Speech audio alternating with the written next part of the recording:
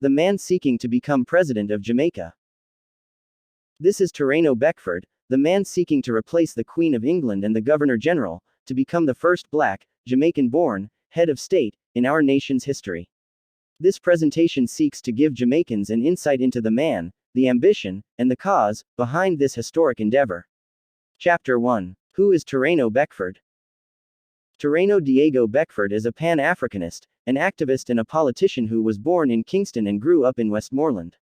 He graduated from the Manning's School, which he represented in TVJ's Schools Challenge quiz, and from the University of Technology, where he completed a bachelor's degree in law. Terreno then worked for a law firm, while engaging in community activities, and served as the president of the Landilo Citizens Association. He became a politician at the age of 24, during the 2016 general elections, when he ran as an independent candidate for the Westmoreland Central constituency. Terreno also began his campaign to remove the Queen of England as Jamaica's head of state in 2016, and he even wrote an article regarding the issue, in the Jamaica Observer, titled, "The President That Jamaica Needs," which was published on the 11th of June, 2016. Throughout his political career, he has done interviews with Cliff Hughes, Michael Hyper, Empress Golding, and he even appeared on CVM Live's editorial segment with Richard Chen, on March 8, 2018. Chapter 2. Why does he want to be head of state so bad? Terreno entered politics at 24 years old, because he lost faith in the politicians governing the country, and saw no worthy option to vote for during the elections. So, instead of complaining, and leaving the welfare of the nation in the hands of underperforming leaders, he decided to be the change that he wished to see in politics, and therefore, put himself forward to represent the people.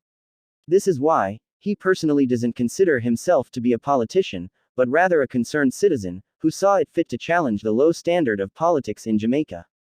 He believes that Jamaica needs a revolution, which consists of replacing the current collection of politicians, with the brightest, most incorruptible individuals that the country has to offer, and he actively advocates such a revolution, via his accurate yet unconventional political commentary on social media.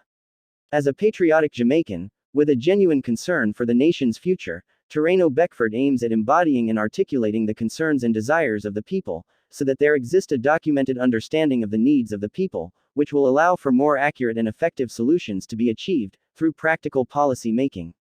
The sum of his political legacy is not only to identify and administer the needs of the people, but also to empower the people, to be able to take action in removing any leader who failed to perform to a reasonable degree, even if that leader is himself. Jamaica needs a leader who will align the development of the country with his or her own personal interest, as if they are one and the same. And although that is a very selfless and utopian political standard, that is easier said than done, Terreno Beckford believes that he has the potential to achieve that standard to a higher degree than any of the current collection of politicians. And that is why he is determined in his intentions to become head of state. Chapter 3. Isn't he too inexperienced? Terreno Beckford is not like your usual politician, with a wealth of administrative experience. But what he lacks in experience, he makes up for in his ability to formulate innovative ideas and solutions for government policy, which is a product of him living among the people, and being able to relate to their concerns. Additionally, it can be argued that politicians with administrative and political experience tend to eventually join in the corruption, rather than to change the system, because of their time working alongside other corrupt politicians. And so, mainstream political experience is one of the ways in which the cycle of political corruption is transmitted from generation to generation. Therefore, a political outsider is better positioned to bring progressive change to Jamaica than a politician who's spent years in the service of party politics.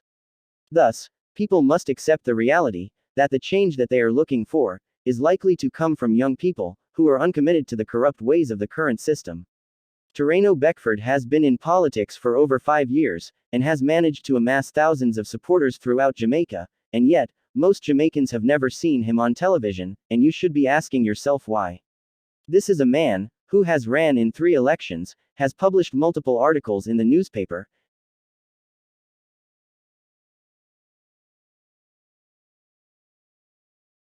and is responsible for some of the most progressive policies in Jamaican politics.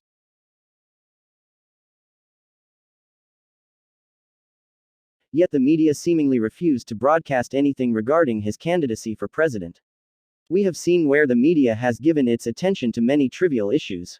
events, the expert acting of a mischievous child. Kalila Enriquez, CVM News. We've seen where many newly emerging politicians, and even third-party politicians, get invited to panel discussions and talk shows. Yet, a 5-year candidate for head of state is denied a basic interview, even after multiple requests. The media has absolutely no problem broadcasting and popularizing Rohan Chung, so why can't the media broadcast a single story regarding Terreno Beckford's 5-year campaign to become president of Jamaica? There has been multiple attempts over the years to associate Terreno Beckford with one of the two corrupt parties. However, what people fail to ask themselves is, if he is connected to one of the two political parties, wouldn't they allow him access to the media, since it can be presumed that they control over which politicians are allowed to be televised? Terreno Beckford has done 2 televised interviews with each of the 2 TV stations, and none of them has ever been broadcasted. Upon requesting a copy of his interview from CVM TV, he was informed by an employee named Tasha Miller that the interview was destroyed. Upon requesting a copy of his nomination day interview from TVJ, he was informed by an employee named Milton Walker that the interview was not stored. So, why do you think that the media is blacklisting Terreno Beckford and preventing the people from knowing about him? Leave your opinions in the comments section below. Chapter 4. What difference will Terreno Beckford even make? As a political executive, entrusted with the authority to monitor, advise, and penalize the political establishment, the scope of his duty would entail. Number 1. The President will introduce legislation in Parliament to remove custom duties on technology, so that Jamaicans can buy smartphones, laptops, machinery, and even vehicles, and don't have to pay anything at customs to bring it into the country. This will inevitably make Jamaicans richer, and experience a higher standard of living. Number 2. The President will use crowdfunding, corporate sponsorship, and government investment to assist thousands of Jamaicans in starting and operating their own businesses, so that our economy will not remain dominated by foreigners. Number 3. The President will negotiate diplomatic agreements to give Jamaicans visa-free access to the many countries that are currently restricting Jamaicans. This is called the Stronger Passport Policy, and it will give Jamaicans visa-free access to many regions of the world that we currently don't have access to. Number 4. The President will minimize hunger and climate change in Jamaica by planting millions of fruit trees throughout the country, while lobbying the United Nations to recognize the global objective to make food abundant and affordable and available to everyone in need by the year 2040. Number 5. The President will monitor government corruption and ensure the arrest and successful prosecution of corrupt politicians in the government and opposition. Number 6. The President will audit government finance by monitoring all tax dollars collected, while intricately tracking how it is spent. He will then submit annual reports to the public, so that it becomes almost impossible for politicians to steal or mismanage taxpayer money without being exposed. Number 7. The President will enforce a strict retirement age for politicians at 65, and see to it that politicians don't establish political dynasties and introduce their children and other family members into politics in order to continue the cycle of corruption. Number 8. The President will prevent persons in government from influencing the police high command or its leadership. All police commissioners will be elected only by members of the JCF, and therefore free to investigate and arrest corrupt politicians whom they owe no loyalty to for giving them their jobs. Number 9. The President will use the army to dismantle all garrison communities without the approval of the corrupt politicians who use politically controlled dons to streamline votes during elections. Additionally, the President will use the army to detain all gang leaders, dons, area leaders, drug kingpins, and any high-level criminal that the current politicians tolerate and work alongside.